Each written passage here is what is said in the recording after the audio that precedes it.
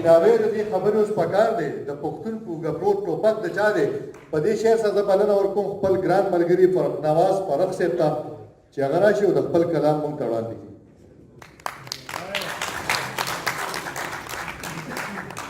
یو جهان مننه لیک او لوست سره به څرنګه پیدا شي مینه لیک او لوست سره به څرنګه پیدا شي مینه زه خپل بچي له په تحفه کې هم ټوپک ورکوم. لیک او لوست سره به څرنګه پیدا شي مینه زه خپل بچي له په تحفه کې هم ټوپک ورکوم. شعر چې مونږ په سیګریټو ځان کافر وګڼو ته په شرابو جنتي شوې ګرانه مونږ په سیګریټو ځان کافر وګڼو ته په شرابو جنتي شوې ګرانه احساس په چغو چغو دغه وایي قسم په خدای چې دوزخي شوې ګرانه احساس په چغو چغو دغه وایي قسم په خدای چې دوزخي شوې ګرانه. یو کتاب وړاندې کوم د نصیب ځمکه د ازله نه وه د نصیب ځمکه د ازله نه وه او نن مې د خپل حصې اسمان بایله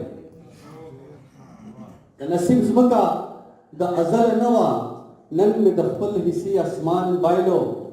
د محبت په لیونتوب پوهه شوم چې ستا کوڅه کې مې ګریوان بایله د محبت په لیونتوب پوهه شوم چې ستا کوڅه کې مې ګریوان بایلو او د غزل یو څو شعره په بېوسۍ او مجبورۍ باندې د اور لګي په بېوسۍ او مجبورۍ باندې د اور لګي او بېیاره ژوند او زندګۍ باندې د اور لګي په بېوسۍ او مجبورۍ باندې د اور لګي بېیاره ژوند او زندګۍ باندې د اور لګي. عباسي صاحب د یار په در کې چې قبوله او مقبوله نشي داسې مینت داسې زارۍ باندې د اور لګي د یار په در کې چې قبوله او مقبوله نشي داسې مینت داسې زارۍ باندې د اور لګي. او ټول پښتنو ته ډالۍ چې قربان قربان د پښتنو پیغلو د ننګه قربان د بل وطن په خاپیرۍ باندې د اور لګي.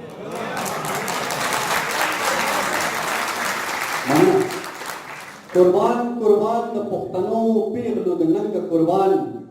د بل وطن په خاپیرۍ باندې د اور لګي. او شعر د دانش بھائی چې ستا سپینې لیچې چې خاورینې کړي زما دلبره ستا سپینې لیچې چې خاورینې کړي زما دلبره داسې دیوال داسې بلۍ باندې د اور لګي ستا سپینې لیچې چې خاورینې کړي زما دلبره داسې دیوال داسې بلۍ باندې د اور لګي. او عزت اول دی عزت اول دی په دنیا کې پس لدی دی هر څه چې عزت نه وي په روپۍ باندې د اور لګي عزت اول دی په دنیا کې پس لدی دی هر څه چې عزت نه وي په روپۍ باندې د اور لګي. او پکار چې سخت کې دی نشي فروخ یارا داسې یارۍ داسې دوستۍ باندې د اور لګي. یو جهان مننه اواز وکړئ.